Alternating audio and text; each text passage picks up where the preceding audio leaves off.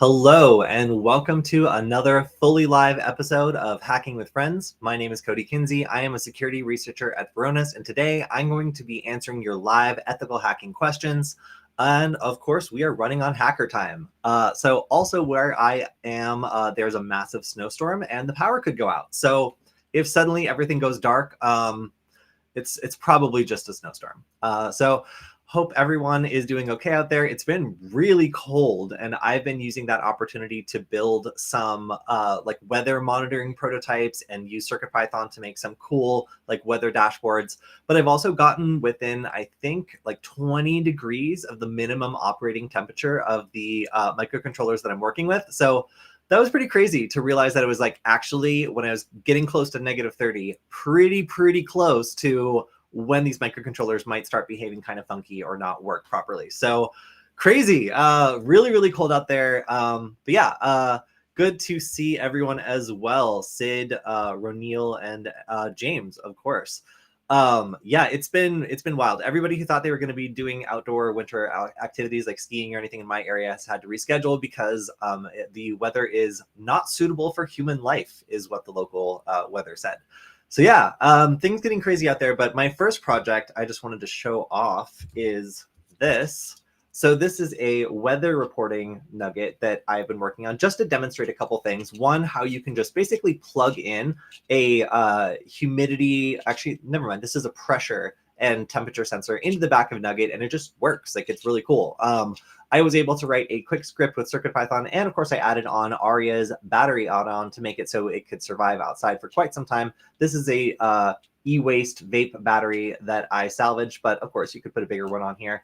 And this one ran pretty much all night logging data. And what's cool about it isn't just displaying it on the screen. It's also connecting to Wi-Fi and sending that information to Adafruit.io, which lets me log it, graph it, and do all kinds of other cool stuff. So I'm going to be at some point actually teaching a class on how you can kind of create one of these like logger devices or IoT devices just from some parts and CircuitPython. I'm pretty impressed with Adafruit.io. I've been using it for a while, and I think I really want to do a class on it. So that's one of the things I've been working on. If you want to see more of what it looks like on my InfoSec exchange, you can see this is a much closer view of the entire project. And yeah, this open image in a new tab. Yes, that sounds good. Just want to show off exactly what I'm doing here. So I have this really cool battery LiPo add-on board that our friend Aria designed. We're hopefully going to be making more of these. That is kind of the basis of this. And then I just stuck this kind of right through that board and soldered on some extra pin headers so I could plug the entire thing into the back and power it with this very sketchy little battery, which has gotten slightly puffy since I started using it, but not too bad. And this was cool. Yeah, if anybody's looking for a cool little platform for doing monitoring, my only feedback on this is, this is outside of the case of the Nugget, and it's facing, out towards the ambient air. With adequate airflow, I would say that this is a pretty viable design. However, in an enclosed area or over time, I think that the microcontroller heating up is probably going to interfere with the temperature.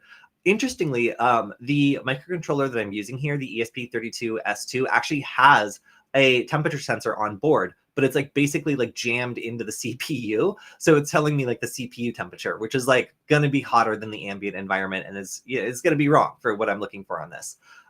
So even though there is already a temperature sensor built into this microcontroller, this is a fun little weather project that I'm going to make some 3D prints around and then teach a little class on how to write your own CircuitPython to log something and then have it be accessible over Wi-Fi. So I love creating little IoT like loggers and stuff like that. I'm like so enamored with how easy it's become to take a prototype and just make it work. In this case, I left this out in the snow and it got very cold and wet, and it's still working. So I'm pleased with that. But obviously I'm going to want to create an enclosure that like kind of tidies all this back part up here. But yeah, that's one of the things I did during this deep freeze. How cold is it at your location? So my coldest measured temperature out here was about negative 32 degrees. At the time that I was testing this Nugget, it got down to 9 degrees, which was cold. But previously, when I was doing this experiment, I used a probe to extend the distance from the Nugget to the actual temperature, and I was able to get a reading I think is negative 18. Yeah, negative 18 degrees Fahrenheit.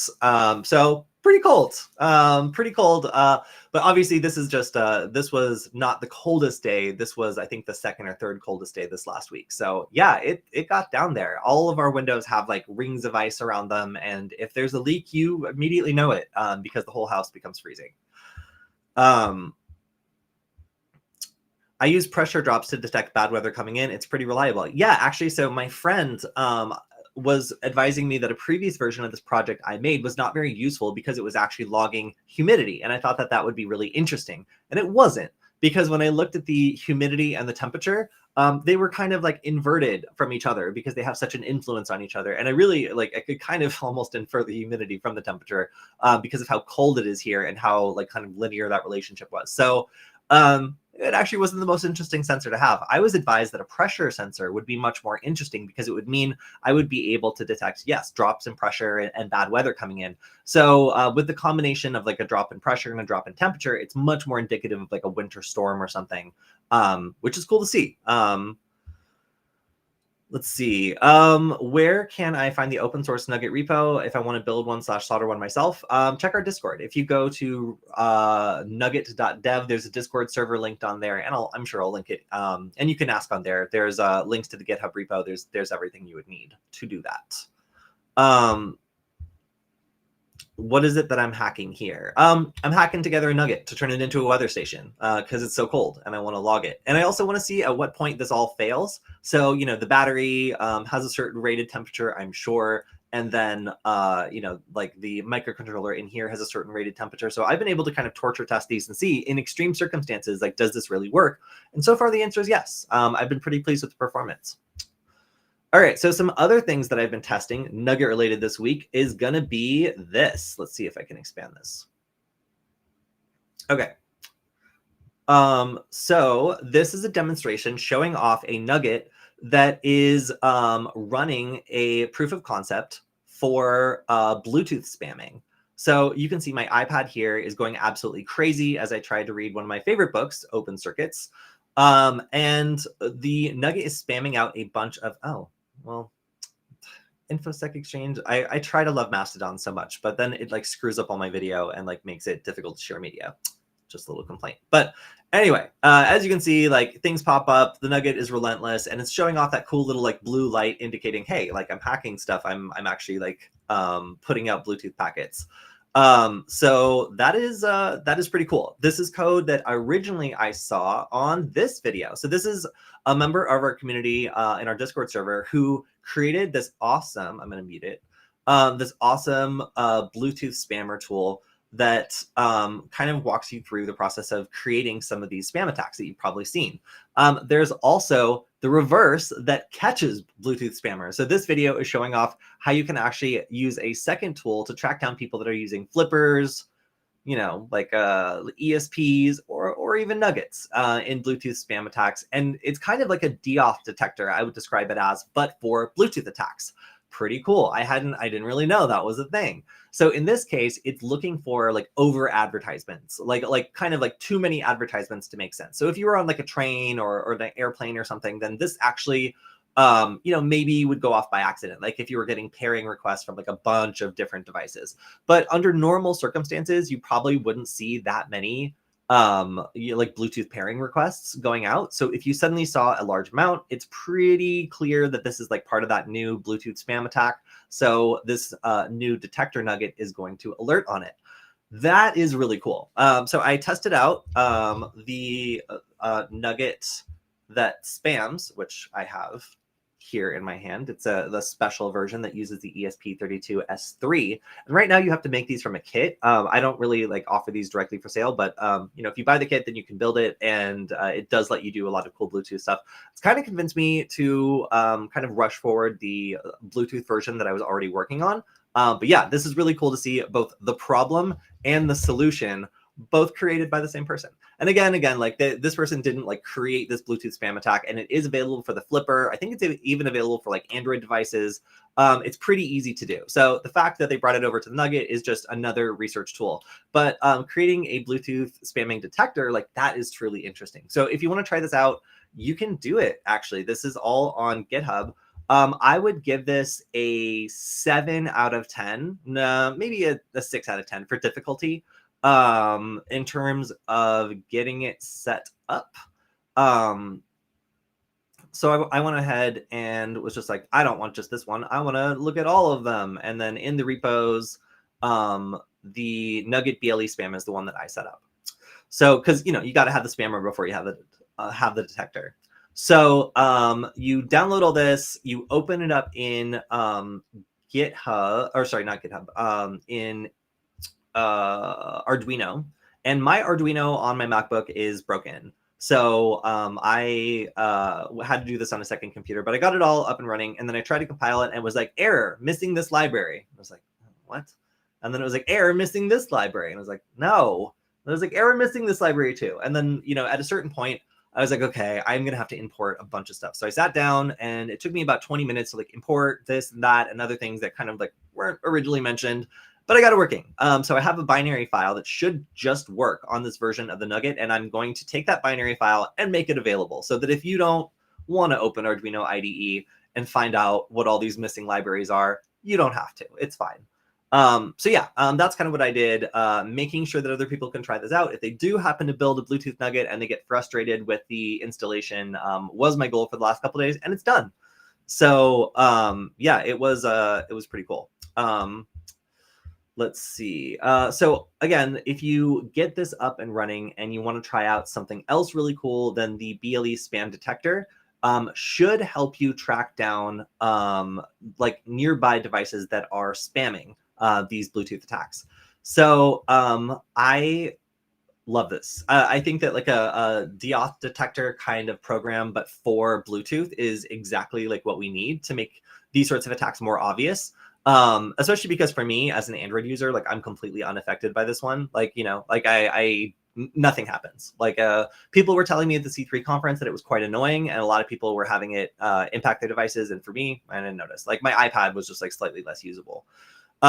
So yeah, I would just remind everyone, like, please do be courteous with this, especially for people with iOS devices. It is still really annoying. Like, let me see if I've got a line I can plug into.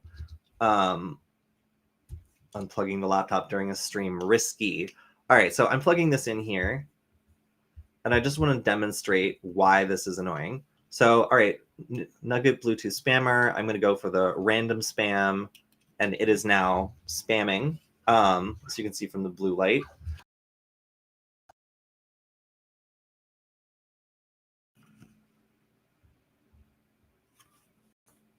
Whoa, okay, it's actually messing. So it wants me to join this Apple TV. No. It wants me to join this new network. No. It's just going to keep popping up and popping up and popping up. And there's no way to stop it. You can turn off Bluetooth. You can do all sorts of stuff. And it does not matter. It'll continue to do that. It also, as soon as I turned it on for some reason, messed with our microphone. So if I cut out for a second, then I'm pretty sure that it was just like a USB issue. But if it was spilling over to the microphone, then that would be something. I'm going to plug this in and never unplug it ever again. Okay, so as you see, it's not very nice to run these Bluetooth attacks on iOS devices. They are like, I would describe them as denial of service attacks, really. So having like a deauth detector for that sort of attack is kind of overdue, in my opinion. The only thing I would say is I would also love a signal detector. So you can kind of see like the signal strength of like these Bluetooth attacks incoming. So you could get closer and closer and closer, because with these spamming attacks, enough radio action is going on out there that you could try to lock onto a signal and get closer and closer. Now, if multiple people were spamming, it would totally throw the system off and it would make it much more difficult to use. But you could play hot and cold with people who are doing this Bluetooth spam attack and tell them to please stop disrupting your conference or your event, theoretically using this tool if you were to integrate received signal strength as well. So love to see that this is able to detect the attack, and I see absolutely how it could be tuned even further to be able to track down people that are doing this disruptive and very easy to run attack. Again, I don't know how long this is going to last, because one software update from Apple is really all it's going to take to make this feature harder to abuse. But for now, it seems pretty wide open. And the fact that you can make an iOS device totally unusable by having all these pop-ups and making it so people can't really use it without swiping out and swiping out It reminds me of like an old school virus where, just like browser windows like keep opening and like you can't like click out fast enough. Super funny. So yeah, be careful with these attacks. Obviously, you can make some people very angry. And if you are disrupting critical equipment, there has been some evidence that this could perhaps cause problems with medical devices and other Bluetooth devices. Then again, this does seem pretty segmented just to like Apple devices for now. So who really knows? But still, always be careful when doing these sorts of attacks. Okay, here's a comment. Someone in my town jammed the signals at the courthouse during their friend was having a hearing and it got canceled. Yeah, that'll get you a warrant. Yeah, be really careful with these sorts of jamming and disruption attacks. Especially like, so there's different levels of illegal when it comes to jamming. So we have like jamming, like what was just described, where like cell phones don't work and like Wi-Fi doesn't work. And that's because we're blasting out energy on the spectrum that's making it really difficult for other devices to process or even receive any other signal because it's just so loud. Then we also have things like Wi-Fi jamming, where we're actually sending packets that are like a protocol-based jamming packet that allows it to be disconnected over and over without actually doing anything malicious, aside from giving an instruction that causes an unexpected event. In this case, to permanently be disconnected from the network until we stop attacking. So that sort of jamming attack is a lot less legal because it could be directed against a single person. It doesn't necessarily affect everything around it. And there are cases where it is permissible. But the kind of jamming attack that was just described, like shutting down everything, like it'll have a big impact. But yeah, it's also super illegal because it prevents people from calling 911, and it will definitely prevent devices from connecting to each other, which could be like medical devices or other sorts of emergency equipment. Yeah, I've seen these jammers before. They used to be really easy to get from China, and there were some people who I saw using them to varying degrees of efficacy. So if you're going to just do something super illegal like that, it's good to know if it's actually going to work or not. And I will say, like, while these sorts of jammers were useful against like clamshell cell phones that are on like 3G, once things kick up to 4G or LTE or whatever, then those jammers like typically don't work. Yeah, while dramatic and super illegal, they are not always effective.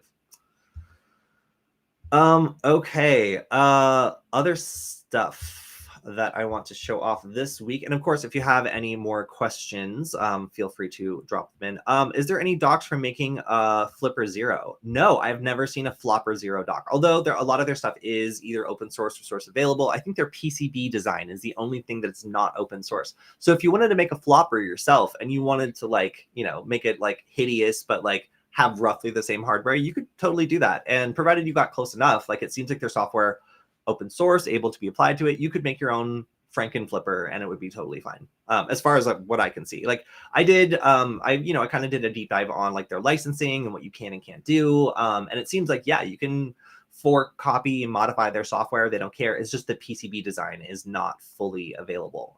But with enough reverse engineering, it seems like you could just put their software on whatever Frankenstein monster you create. Yes, I have been on a quest to find a fake flipper, which I have dubbed a flopper. Ever since the flipper came out, I'm waiting on a Chinese manufacturer to make the first Flopper Zero. I thought I saw one, but like Lily Go actually is a reputable company that made a thing that was not a flopper, and it instead was actually a lot less exciting. But yeah, there have been some things out there that look like a flopper, but I've never seen a legitimate knockoff flipper before. So I'm still looking, and maybe you could be the first one to make it. All right, so let me go through a couple more things I had this week. So if you know me personally and have been trying to reach out to me on Signal, I have found a way to crash Signal. If you attempt to call me at my old number, it actually crashes the Signal application on the part of anyone that's talked to me before. This is because I got a new phone, and if anybody has transferred Signal from an old phone to a new phone, you know that you have to do it exactly right, or it causes a lot of problems. In my case, I think I transferred my account over. I set it up to a phone number I currently have access to, but it wasn't the original phone number from my Signal account. And I was like, oh, I'll just change it. And then I changed my number to that original number. That destroyed everything. So don't ever do that. Don't ever do that, because now I am a new contact to everyone. If you try to contact me, it crashes your phone, and also I've been kicked out of every group I'm in. So that was fun. But anyway, yeah, if anybody knows about this quirk of Signal, let me know, because I've just kind of accepted that like every single person that's ever talked to me now has no way of contacting me again, unless they add this new contact, which has the exact same number. So it doesn't always work. I basically seem to have broken Signal as a means of communication. Also wanted to point out some really beautiful PCB art. I've seen some better photos, honestly, of these PCBs, but one of the things I really missed about going to conferences was getting to see people using materials in super creative ways. This is one of my favorites. So these have a bunch of LEDs reversed on the back. So the LEDs are actually pointed down at the PCB and are shining through the PCB, which is translucent and has really good diffusion. So like it makes it very, very smooth to see these colors change.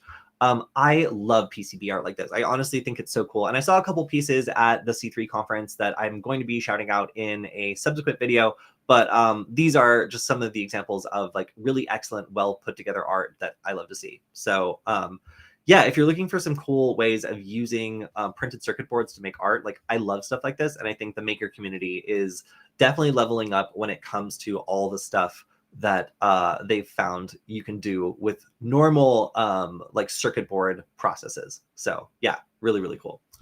I also have some comments on the channel. I haven't really gone through this in a while.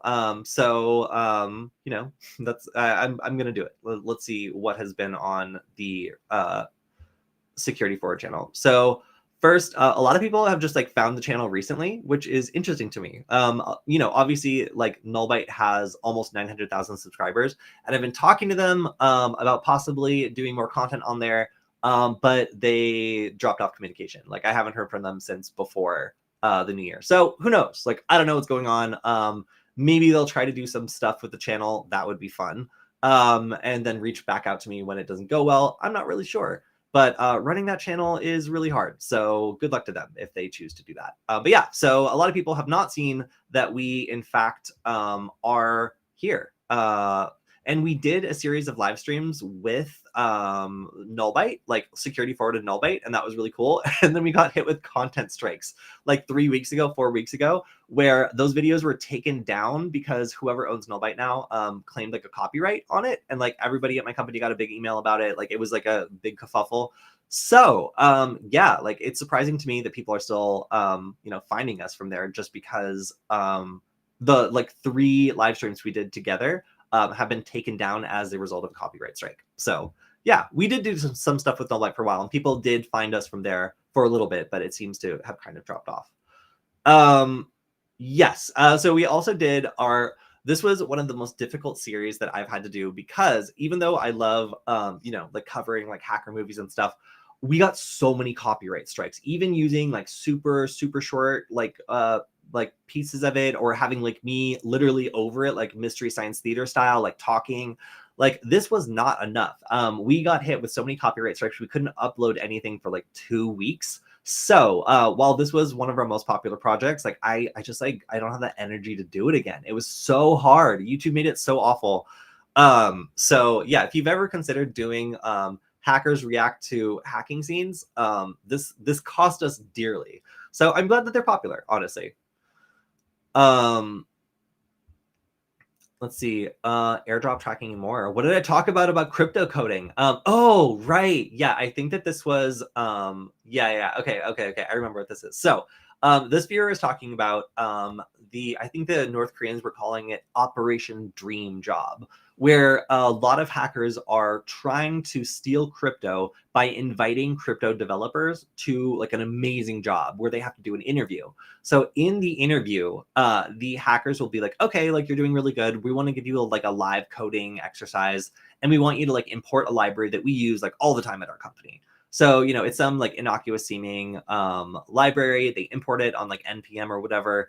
And then like, they're like, okay, great. Like, go ahead and compile your code, run it, and let's see if it works. And the developer compiles the code, they run it, it works. And the hackers is like, you're so great. Okay, we'll get back to you in a day or two with our decision about hiring you. And then they block them. And at that point, the crypto is already gone, because in the NPM package, there was some malicious backdoor or something that allowed them to like wipe out that person's cryptocurrency wallet, and all their doges and all their other stuff are gone. So this is becoming increasingly popular, and because it's kind of expected that, you know, live coding exercises are a part of job interviews, it's highly motivating to get a job offer that would like change your financial status, like change your life. Like, so a lot of people fall for it. And how easy it is to insert these backdoors. Like, you know, if you have a malicious library that somebody imports and then they compile code and run it, you've basically run a virus on their computer. So going after these developers is a smart strategy. You know, it allows these hackers to target people that are highly likely to have crypto, since they're crypto developers themselves, and also use a process that's pretty normalized, that being the coding interview, to actually get them to run malicious code. So wild. Probably my favorite story from last week. Also, thank you for the compliment on my haircut. And yes, I don't know why some people don't get notifications when we go live. But we should be generating notifications. So yeah, make sure you're subscribed and set up for notifications. I guess if nobody's getting notifications, please let me know.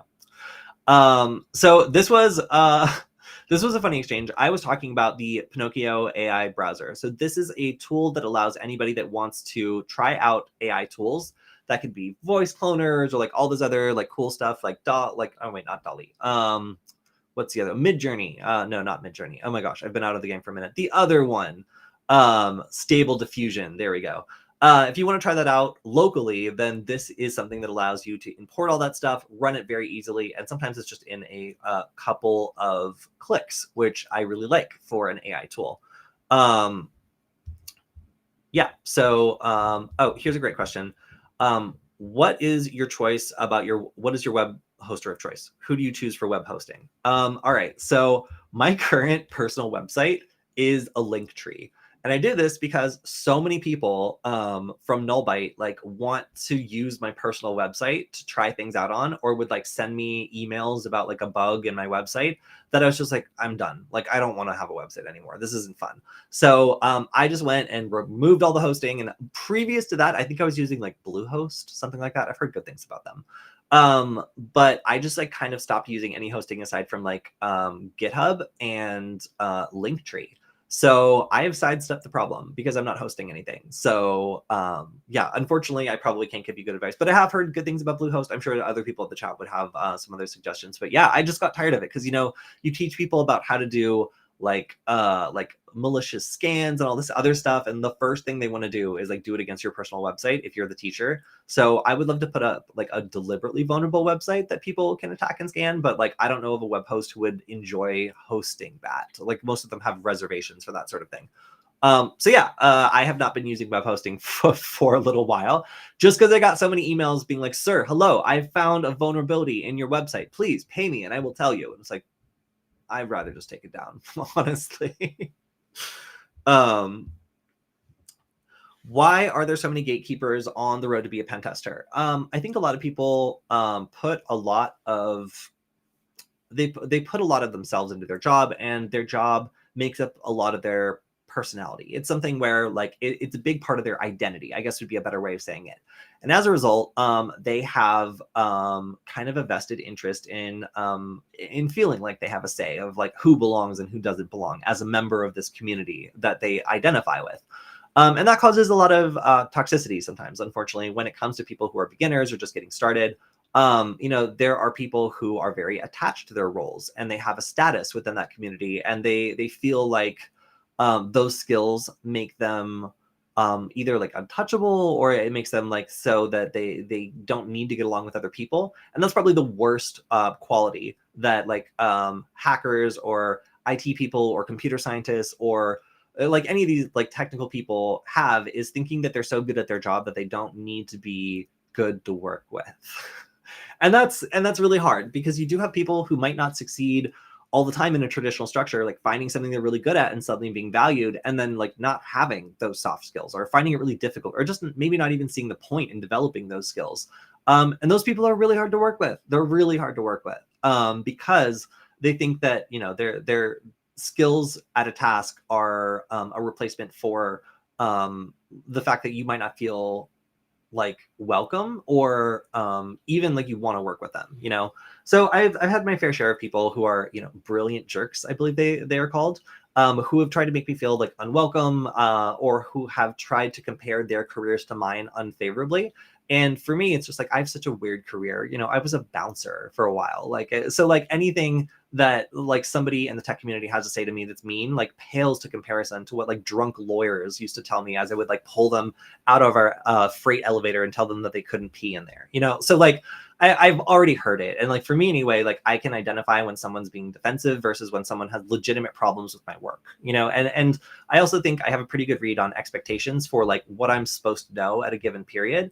But I find that in everything. And I think that that's probably the hardest thing to accept in any career is the kind of resistance you get from teachers, from people that are in your class, or from other people that are already in the industry. A personal example I had that wasn't in cybersecurity, but did have to do with this was I had a metal shop teacher who apparently was a really good teacher for other people, but for me, they were bullying, they were demeaning. If you asked for like more instruction or like more help with something, they would accuse you of not paying attention in the first place or tell you that you were being lazy. And at one point, like I needed to use like a lathe machine, like something that like is spinny and dangerous and can like take your fingers off. And I was just like, hey, this is my first time using it. Do you mind walking me through this again? And the guy was like flabbergasted. He was just like, you mean to tell me that 2 weeks into this class, you still don't know how to use this? I was like, I don't feel safe using it. Like, so I'm asking for you to instruct me on how to use it so I don't take my fingers off. And he made this like big deal and tried to make me feel bad about asking for questions. I'm like, listen, don't beat yourself up, buddy. Like if I don't know how to use it at this point, that reflects worse on you than it does on me. You're the teacher here. I'm asking you for instruction. And that kind of straightforward attitude, like I thought the guy was going to try to like get in a loud verbal argument with me, but he shut up. And for the rest of the class, he was very respectful. I was like respectful to him as well, but I don't feel like as a student or someone who's a beginner, you should have to feel ashamed of that. And I don't think that somebody who's in a position to teach you should feel anything other than like wanting to make sure that you understand how to use this thing safely and that you understand and that you feel comfortable doing it. You know, so like the same thing applies to cybersecurity. Like if somebody's acting like that towards you and is trying to make you feel like, you know, your questions are stupid and it's your first time, there's a problem there and you shouldn't ignore it. You know, for me, sometimes it's finding another teacher. Sometimes it's just recognizing that this isn't normal and making sure that I check myself before I start like turning inwards to assign blame. Like people like that who are willing to like yell at you or gaslight you or like make you feel like you haven't been paying enough attention when legitimately it's your, you know, you're just learning, you're just getting here. Those are the worst part of cybersecurity, and but it's not just cybersecurity, it's everywhere. So yeah, this is a large, complicated field. It's impossible to be an expert at everything. And sometimes the people that are like experts in one specific area, they don't like generalists. You know, they like people who are going to settle down and learn about the details and stay there for a very, very long time. So, you know, there's a lot of clashing between generalists and specialists. I find as a generalist, a lot of specialists don't appreciate me. You know, even though it takes maybe a whole team to do a project and I can do it okay, I can do an okay job, but for them, they would need like 3 other people to help them to do all the stuff that I can do that's extra. So there is an argument for generalists, there's an argument for specialists, but a lot of that gets drowned out in just like kind of like a gatekeeping kind of deal, especially around pen testing. So security people, I hate to say this, but security people are like worse than other hackers when it comes to this sort of thing. I don't find, well, okay, maybe hardware people arguing in the comments of Hackaday articles might be on the same level. I don't know. But you do find some people that have been in the institution for a long time being less than friendly, less than welcoming to newcomers, and like calling them script kiddies, like not understanding why they're trying to use automation or trying to make things easier. You know, it's something that just comes up. So yeah, you are not imagining this. It is a real thing. And yeah. I don't believe this. I worked with you when you were a bouncer. Are you for real? Okay, if that's true, then where did I work as a bouncer? No looking at my LinkedIn, that's cheating.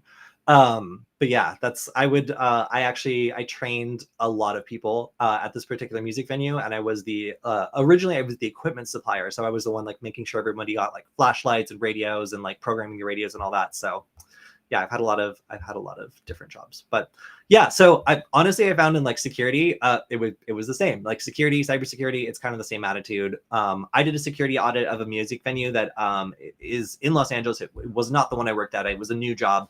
and I audited them, and I was just like, hey, I spoke to the manager. I was like, hey, I'm gonna try to bring in paint, weapons, like everything you're not supposed to bring in. And I was like, I'm gonna take these fake IDs from the last job that I had taking fake IDs, and I'm gonna use the fake ID to get into the venue as well. So I'm just gonna prove that your guys like just aren't paying attention. So I went on my first day, audited the front door, didn't even check in my bag, and I came in and I went to the manager's office, and I gave him like 2 cans of paint, like a big like fake knife, like a fake like all this stuff that you're not supposed to have in a venue, and then the fake IDs that we got in with. It was like, my friend's under 21, you feel like this is a fake ID, like doesn't even look like them.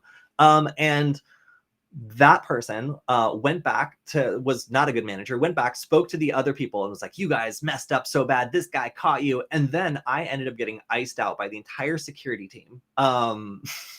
And ended up not being able to do anything other than enforce an imaginary line on the floor for 2 weeks before I quit, after having been hired as a security manager. So this happens in everything, like the people being institutionally like maybe not great at everything, but having a job for a very long time, it makes them very defensive. And if you come in wrong or too hot, or if you have a manager that doesn't know how to manage that sort of thing, then you can have a lot of friction. I quit. Like, I didn't want to deal with it. So I've never hesitated to quit a job that I think sucks. Sometimes like people who are already in that role and that are causing friction, even if they're not good at their jobs, can still make it so it's just not worth it. Okay. Love your work. Why many companies have demand for pen testers or junior pen testers or other positions, but don't give a chance to newcomers? That is a great question. So a lot of... Okay, so Aaron claims that he knows where I used to work. I have to confirm that, yes, in fact, I did work at the Echo. So hello. Good to see you. All right, so back to this question. That's really funny though. It's great to see someone from the Echo. Times were rough back then. Like, this tooth is still cracked from those days.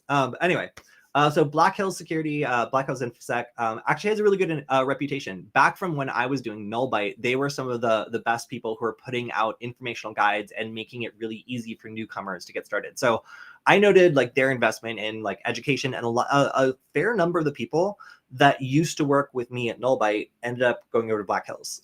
So obviously they support content creators, they support beginners. Like, so yeah, if you're looking for like a pen testing company, like specifically pen testing, they're great for that. I'm, again, much more general. I do everything from like maker stuff, as you saw from my weather station earlier, all the way through like cybersecurity stuff, as you saw from our Bluetooth attack earlier. So like, because I kind of straddle that line, like I see both worlds, but if you're very focused on pen testing, red teaming, then Black Hills seems to be a pretty good place. Used to be the lighting guy upstairs. Okay, that's cool. The lighting was like the only thing that was like super fun about the Echoplex. I guess the sounds too, but I recently got intrigued by OSINT and came across your videos. Hey, thank you. Yeah, so it's funny how people find my stuff, because some people find it via my investigation stuff. And I actually have a whole, like, aside from cybersecurity, I had like a whole training side of the business that was just OSINT. So like, I would use like security tips and stuff like that too.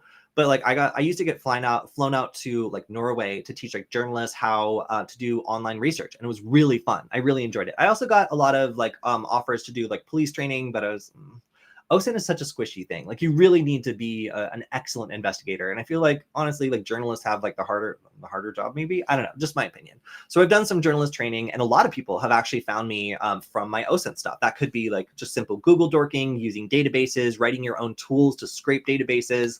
I love that stuff. So yeah, a lot of my roles at past companies have been like hunting down difficult to find data, or business intelligence, which is basically researching your competitors so you can decide where you're going to spend your money based on how your competitors are spending money. That's things like doing like job listing OSINT. So like finding out like what roles your competitors hiring for, and like what types of skills they're asking for, which lets you know what their tech stack is.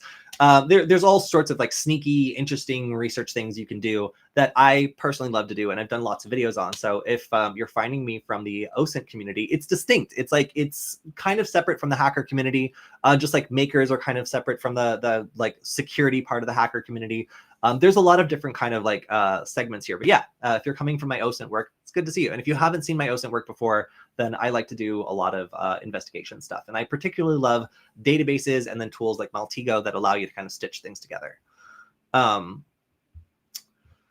Let's see. Opinion on smart home automation, AI control, and the fear of losing your home, like in Mr. Robot. I don't like smart home automation. I don't use it personally. I don't think it's like that useful. Like I'm over, like, I worked in a music venue for 4 years. Like, I know what blinky lights and lasers and stuff look like. Like, I'm fine with it. Like, I don't need it in my house. I also think that when it comes to like sensors and monitoring, like I just build my own and like use things that I know and trust and enjoy. There are some, like, you know, I think that there's like an Alexa, or like, no, there's like an Amazon Fire TV or something in our house.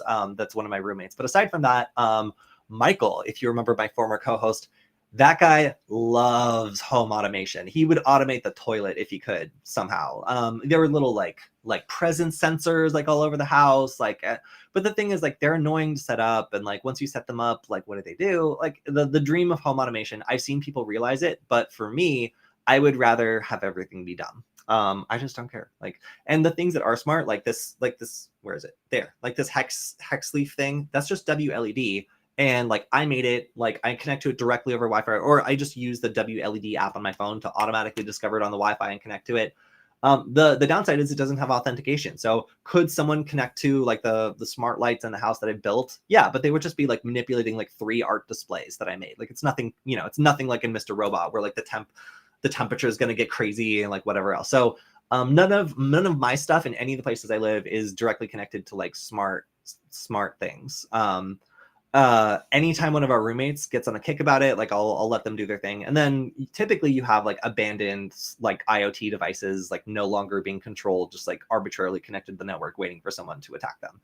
And I have to say, like, my biggest thing is I have a bunch of these like smart like light bulbs, and they use the same chipset as the Wi-Fi nugget. So a lot of the attacks, it all works. You could flash it over, and like maybe the light bulb wouldn't turn on if you flash it and didn't have enough room to control the light bulb too. But I have seen versions of the firmware that allow you to do basic light control, and then also like Wi-Fi scans or attacks or things like that. So pretty interesting that you could turn a light bulb into like a Wi-Fi deauthor effectively and start like attacking other light bulbs, taking them offline, doing scanning to tell when someone's home or not. You could basically turn them into like the CIA was doing this program where they were turning routers into like a little intelligence station. It was called Cherry Tree.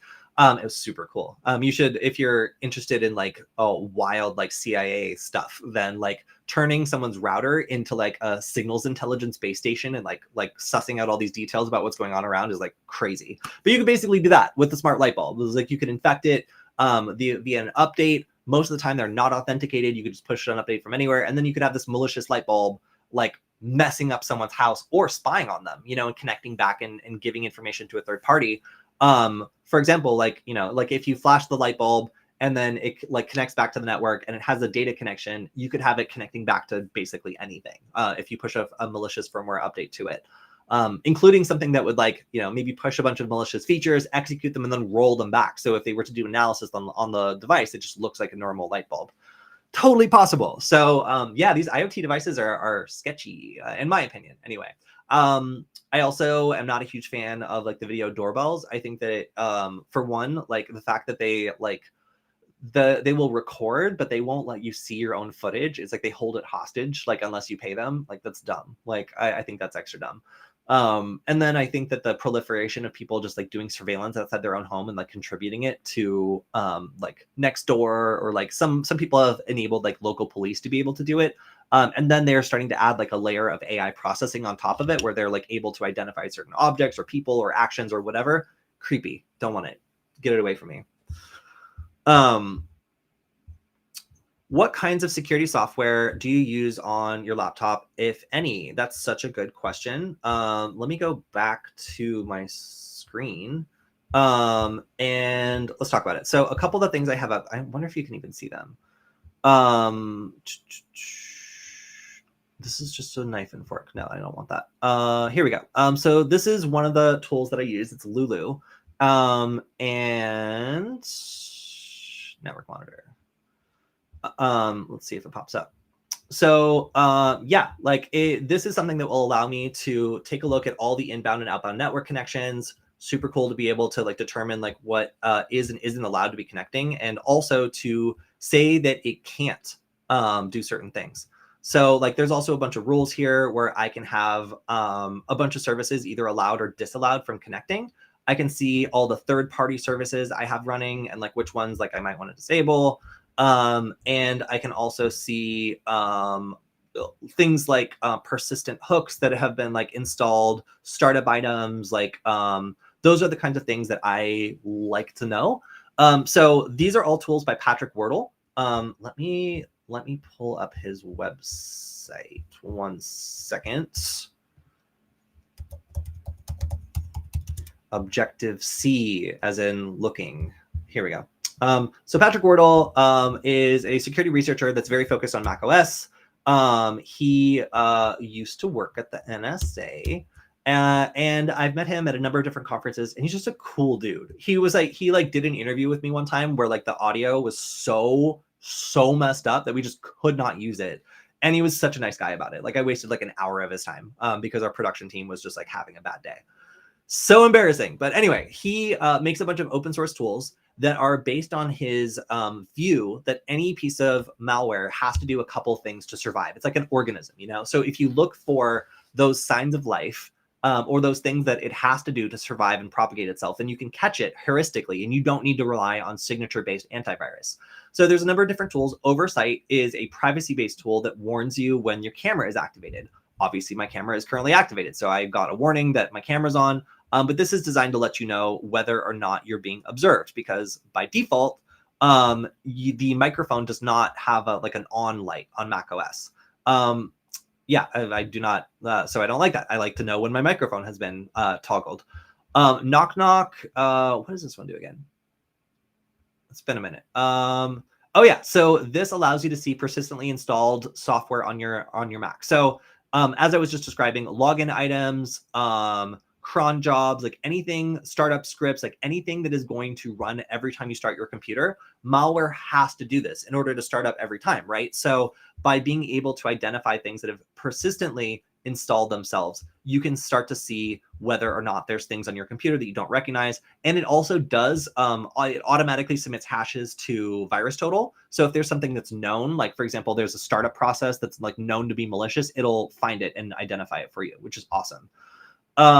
So Lulu is one of my favorite tools. This allows you to get notifications anytime some shenanigans is going on. So anytime, like I get so many of these alerts for like Adobe and stuff like that. I usually allow them, but there's some programs I just don't want communicating with the outside world. And if I was to just get like a Python trying to connect, like a Python script trying to connect back to something, I would 100% know that some stuff is going on. So this is an incredibly powerful tool. I use it all the time. And I think it's really great. Yeah, you can see like the signature of like a program that's running. And I want to see if there's any examples of like bad ones, because I think that's funny. Maybe not. So yeah, this is another tool I really like. Let's see what else we got. Block. This is to monitor common persistent locations and alert you anytime something is loaded. So for me, every time Adobe tries to install a launch agent, I'm just like, absolutely not. Boop, and I just block it.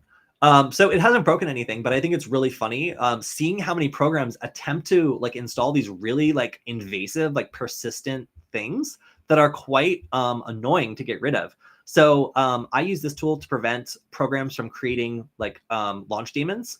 And I really don't like those. I think that it's super annoying to have my computer go slowly every time, a little bit slower every time I start, just because, you know, Adobe thinks that it needs to start up in the background or whatever. Like I don't want it. Do not disturb. Yeah, that's cool. The last one I wanted to talk about was Task Explorer is cool. Ransomware. Okay, this one's great. So this one, no, I already have it. I already do. Ransomware sounds like ransomware, and that's what it's for catching. So it basically detects if a program is encrypting an unusual amount of files, and if it is, it does a pop-up and it warns you that something is basically encrypting a lot of things. So if you were to see this pop-up and you didn't recognize the service that was encrypting stuff, you would hit terminate, and it would kill the process, and you would have stopped at least a portion of the ransomware attack. So having a pop-up that fires off like when a program starts executing a ransomware attack is a really good idea. I can't stress that enough. However, there are some false positives. So yeah, I think that the problem here is that like if like Google Chrome is doing an update, a lot of that is encrypted, and you'll get this pop-up, which can be very scary. So you do need to get used to like Adobe and like Google like occasionally doing things that involve enough encryption to pop this up. So those are the tools I use. Excellent question. And I put these on basically all of the macOS laptops that I have. This also seriously made Veronis angry when I put this on a company laptop. So yeah. Let's see. In a show on Hulu, a woman used a smart light bulb to find the SSID and get into a network. That was fun. Yeah, so it turns out that most IoT devices store Wi-Fi network information persistently. So I can just take a smart light bulb out of the trash and do a bin walk on it and find usually plain text credentials for logging into a Wi-Fi network. Yeah, it's pretty crazy. I suggest learn more how malware operates and how antivirus as well. And then you realize that if you're careful enough, you won't need antivirus in the first place. I don't know, man. I'm not very careful. I am a security researcher, so I do a lot of research. I do a bunch of risky stuff. So for me, having layers of stuff on my computer to detect a suspicious behavior is more important to me than, yeah, having like an actual antivirus. But yeah, I'll just say that like most people are not very careful. They are trying to use their technology, and that is the first and last directive. Let's see. Do you think that the work that you do makes you a target for threat actors? I do. So the level, so one of my friends, how do I even tell this story? One of my friends communicated to me that they had talked to like a cybercrime gang who were big fans of my Nullbyte work. So if you are a cybercrime gang that got your start on Nullbyte, then hello. Obviously, you get all kinds of people that are attracted to the kinds of training that I do. Honestly, my OSINT stuff is the stuff that causes the most problems. And the reason is that it attracts a lot of people who are like mentally ill. They have like paranoid schizophrenia. They are making a lot of connections between like logs and things that they're seeing, and they're just trying to find more information to pour on this like fire of paranoia. So I've had people reach out to me talking about how they've been hacked by, their girlfriend or their or whatever. And some of this seems real, but the vast majority of it is like a lot of disconnected dots kind of being strung together into a pattern that makes no sense. So for me, it goes in order of this: like people who are juiced up on my OSINT training and are suddenly like believing they're in the middle of a conspiracy and I'm the only one that can help them. Those are the actual biggest problem I have. Most of my Twitter DMs are flooded with these people. And I try to be nice and I try to like help as much as I can, but I just get raw logs dumped into Twitter or like zip files sent to me, that I'm just like, I'm not opening that, so a lot of the things I get are actually people who are like mentally ill and finding my content online and then using the search tools or whatever else to just dig up more data that feeds back into whatever they have going on. And these people are having a really hard time. And a lot of them are very desperate, and a lot of them are just kind of grasping at anyone they think can help them. And it's, for me anyway, like those are the kinds of people I get contacted by the most. And then try to try to find my contact info on a variety. I've had people like call my home phone and stuff and like start telling me about their situation. So there's that. In terms of like hacking my stuff, I work in marketing technically. So I am not involved in like creating anything juicy. My coworkers are people that also work in like public facing stuff. So like basically everything I work on is like public facing. I have not accrued a lot of money doing this. So like going after my finances is just like, okay, you can buy like a used Honda, like congratulations. And I've been super breached so many times, as have everyone else at this point. Like I just have a general amount of exposure that's, I think, like pretty, I mean, it might be a little bit more than the average person, but I also don't have like a ton to lose. I might regret saying that, but be that as it may, I took a couple important steps after I started doing like null byte episodes and started seeing more attention put on it. And the first was using a password manager that warns me about breached passwords. So like being able to get a pretty good list of all my different passwords and tell which ones had recently been involved in data breaches, it just kind of lit a fire under me to make sure that I wasn't reusing passwords anymore. Because just like everyone else, I was not always perfect about that. And then the other big thing is hardware-based security keys. My most important accounts are locked down with hardware-based security keys, which is a pain. You need to buy at least 4 of them. You need to have them with you all the time. Like getting a new phone, like I just got, can cause you to very abruptly need one to sign into an account that you didn't know that you needed. It's a pain. But integrating hardware-based security keys and moving away from SIM or SMS-based two-factor is kind of my, like, where I'm at right now with security and how I address the problem that, yes, I am teaching people how to do things that could very easily be directed back against me. And I'm not like vetting people in this process. I'm just putting like stuff out on YouTube. So cybercrime gangs and, you know, like all these other people like are watching it and maybe considering like, hey, does this guy got money? I don't. But yeah, so that would be my answer to that. Yes, I do think that my work puts me at a slightly elevated risk. But no, I don't think that, you know, I don't work on internal or non-public facing things. That's a big deal. Like I don't have access to secrets, which is wonderful for me. So that's one big thing. So I'm probably not going to be very useful in a supply chain attack. And then on top of that, like, you know, like I've locked down my primary accounts to the point that it's just a pain in the ass to log into them, even for me. And kind of like cutting off some of the account sprawl that I had, I think was the other thing I did once I kind of identified that threat.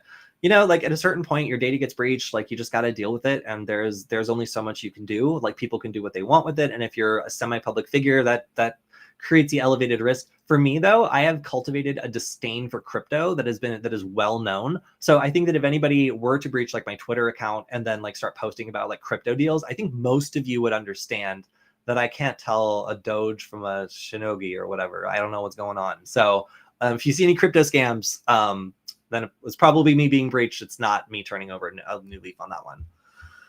All right, that's an interesting question, and this is something that I also had to like talk about journalists with when they were going to like Russia for stories.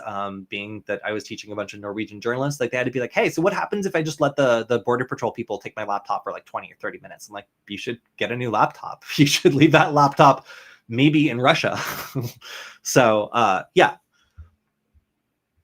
Let's see. The work that, yeah, does the work I do make me a target for script kiddies? Yes. The number 2 group of people that I'm in contact with are script kiddies that are telling me that there's something wrong with like my website or like whatever else. And I'm just like, my link tree? Like, what are you talking about? But they actually mean null byte. So a lot of the time there have been people like, hey, there's a critical bug or problem on null byte. It was like, I don't know, man. Like I've literally never been in charge of that. Like you got to go talk to someone else. So yeah, a lot of people attack nullbyte, but because I have literally just like a linked tree, a link tree as my personal website, like go do your worst on that one. You know, like if you're going to take down Linktree, like I think it's going to upset like a bunch of other people more than it's going to upset me. Have you ever been hacked? Yes, multiple times. I think most people have been hacked to some degree. My most famous having been hacked was, let's see, it was definitely when the Wi-Fi password to the startup that I was working at got breached because someone did that, like de-authenticate everyone and then pop up pretending to be the router doing a software update attack. So really easy to do. And we fell for it because like we needed to get the Wi-Fi working again and it wasn't working. And the router seemed to be just in need of an update and all it needed was the password. So we typed it in, it worked. Our internet came back on and then we had an uninvited guest on our Wi-Fi for a good amount of time. That was not the worst, but that was definitely a sobering moment when I learned that attack like 6 months later, being like, oh, that's what that was. I've seen this loading screen before. I've hacked myself, where I had a Wi-Fi pineapple I plugged in and then started running a intrusion detection system. And boy, was the pineapple attempting to intrude. So I had all these alerts go off and it was just like, somebody's attacking me. Somebody is like outside in a van attacking me. And it turns out it was just like a stupid pineapple in my room. And then somehow someone got access to this really old Gmail I made in like 2007 that I used for like running events or something, and then created like a whole life on it. Like they were going to school, they were playing like Minecraft and all this other stuff. They had all these accounts, and then one day I was just like, the hell is this? And I just reset the password back to my original account and like logged in. And I was like, wow, this person in India has been putting themselves through like medical school using like my breached Gmail account. So I'm assuming like, you know, at some point someone like breached it in some mass thing and then like sold it to someone and they bought it or whatever. But like taking my account back after like a year and a half of somebody else using it was crazy. It was crazy. They were up to so much stuff, but I'm actually really proud of them because they graduated. So if you are that girl in India that took over my account, then I'm really proud of you for making it through medical school. I'm sure I've been like hacked in other ways. I've hacked myself though, I think more than anybody else. And like I said, I also don't have any cryptocurrency and I don't care about it. So that makes me a much less tempting target because I have like, you know, I just don't have anything like worth stealing in mass. Yeah. So okay, here's another question. Do I use VMs or am I just running shit on bare metal and hoping things do not get too bad? It depends. It depends. So I have a little bit of a system for like vetting tools before I run them. Like, you know, like I'll look at the GitHub repo, I'll see how many stars it has, I'll see how many people are using it, I'll see if other people have talked about it, and I'll get a general feeling for, you know, whether or not this is a popular tool that's in use. If it is a popular tool that's in use and has a pretty good reputation, I'll sometimes just run it, you know, like but I'm always looking for like warning signs, you know, like installing a cron job or like doing something persistent or starting to do a bunch of encryption or something like that. So there's definitely a couple warning signs for running a program I think that is even like a well-used, well-known program. But if it's something new, first of all, I will never run a program that someone sends me on Twitter or something like that. I'm just like, I'm just not interested. I'm sorry. I don't even do that much programming. So like, if someone sends me a cool proof of concept or something, I'm extremely skeptical. I just like, I either won't do it or like I almost will never do it unless I like know the person. But if it's a tool that's kind of a wobbler in the middle, then yeah, I'll use a VM or I'll use like a USB thumb drive or something with an operating system running on that, just to give myself a little bit of a firewall between. Like I do have files, I would be pissed if they were gone, you know. So I try to protect my primary computer from anything too risky. And I have like a ThinkPad with like a broken mouse that I use also for things that are like, I want to keep it away from like my primary computer that's like expensive. Have I wanted to get the OSCP certification? I wouldn't mind doing it. It's not critical for my job, but I think that a lot of people that I know are going along that journey, and I think it would be really interesting also to kind of refresh my skills. As I said, I'm kind of a generalist, so I have like a pretty broad knowledge of cybersecurity, but like with a specific focus on like Wi-Fi networking and a couple other things. But I would love to buff up on some of the more general principles, so I wouldn't mind it.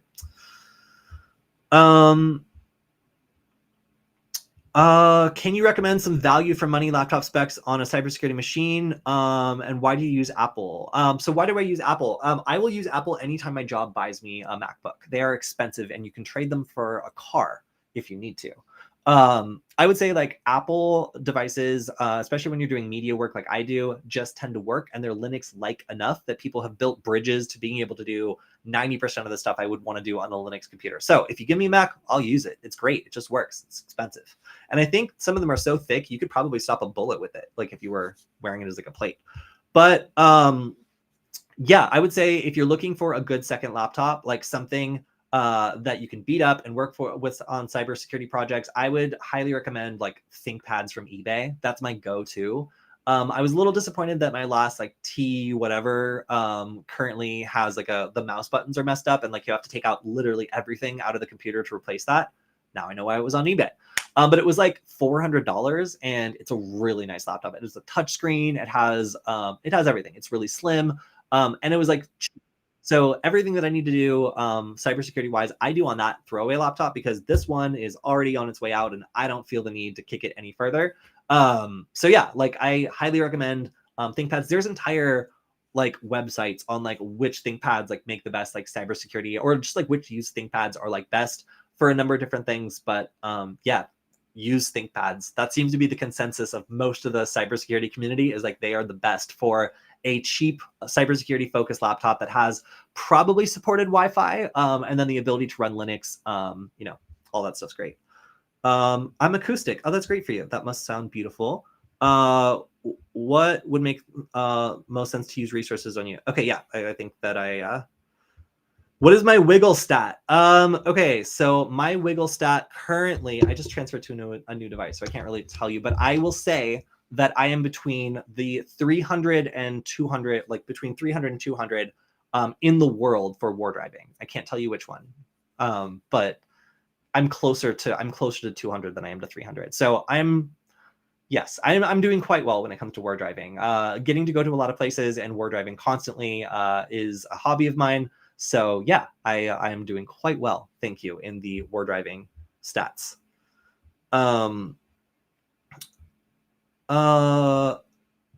Cool. All right. So I came in late. What are these hexagons in the background? Hexagons are cyberpunk. They are. So these are the culmination of a project I've been working on for a while, where I have a bunch of LED strips. I'm like, I need to do something with these. I bought too many. Like, I have to find a way to do something cool with these. And first I tried this LED light box project, 3D printed like light box.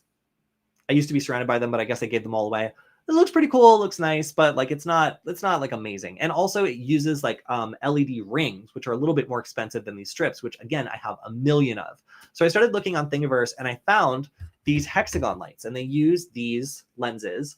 And basically, if you want to just run an LED strip continuously, you can do it and arrange them in like whatever way allows for that. You can make them quite big.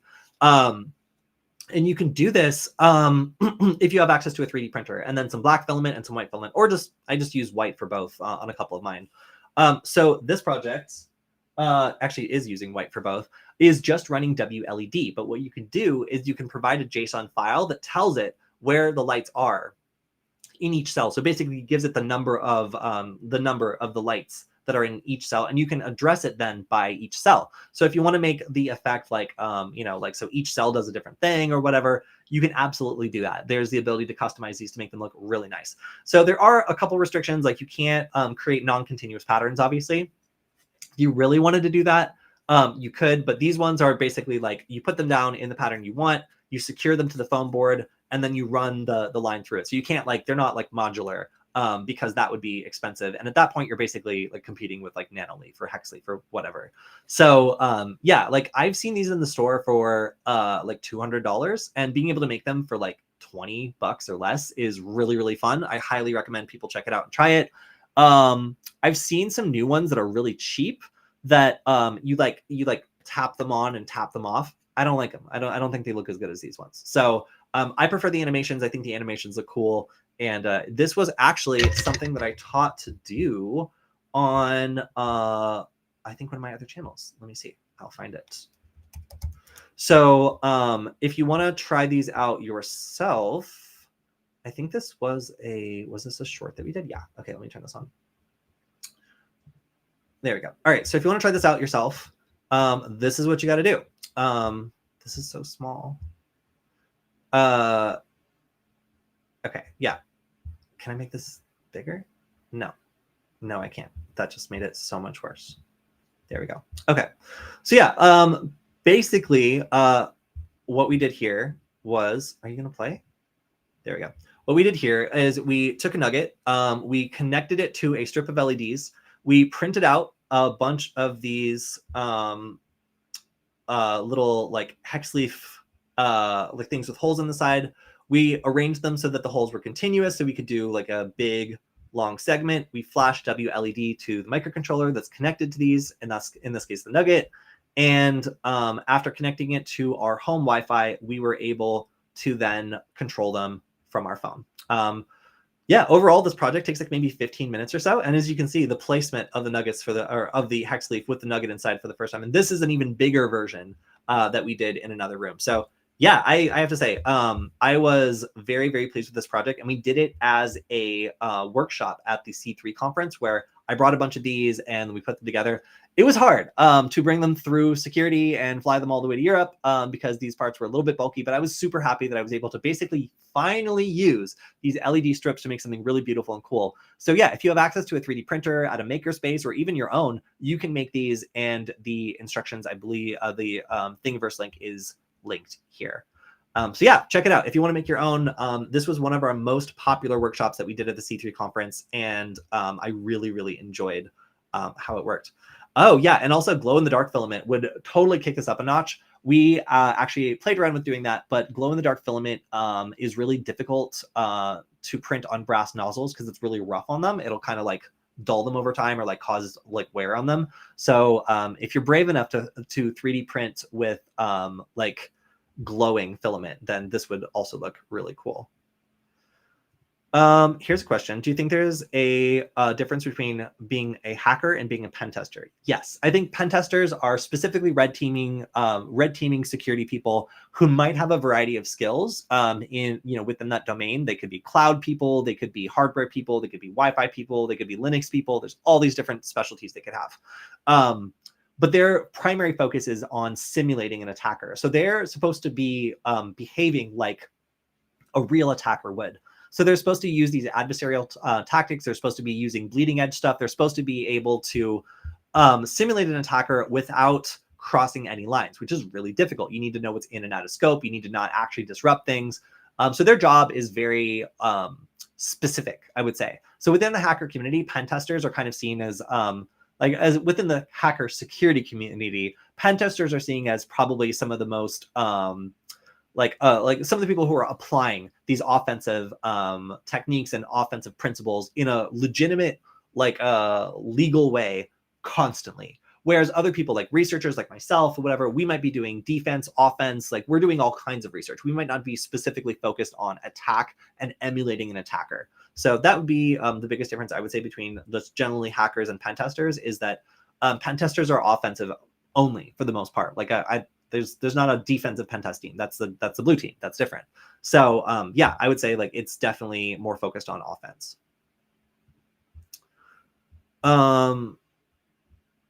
All right, let's see. Can I make a live stream talking about the ESP32 and MicroPython and cool project in IoT and cybersecurity? Yeah, that actually sounds great.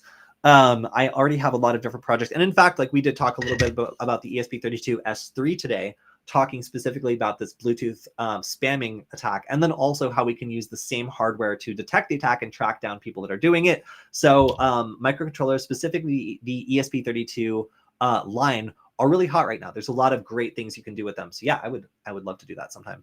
All right, I'm like half an hour almost over, but so many good questions today. I just wanted to answer as many as I possibly could. Oh yes, James, if you do buy a steel nozzle, then printing with rough filaments, like things that have carbon fiber in them or things that have like glow in the dark, are also acceptable. I think wood might also be maybe like not so great on brass nozzles. I don't remember if you can print like wood filament, but I think that I remember that one also having some complaints about it being somewhat rough. But let's see. Okay, so I think that's just about everything for today. Oh, let's see. Have I tried any board on Flipper Zero yet? No, I'm actually really afraid to fry my Flipper because it's so expensive, and I've given out all the other ones to people. So as a result, I don't think I'm gonna be plugging too many things into my Flipper anytime soon. It's just too expensive, you know. Like I really don't want to break it.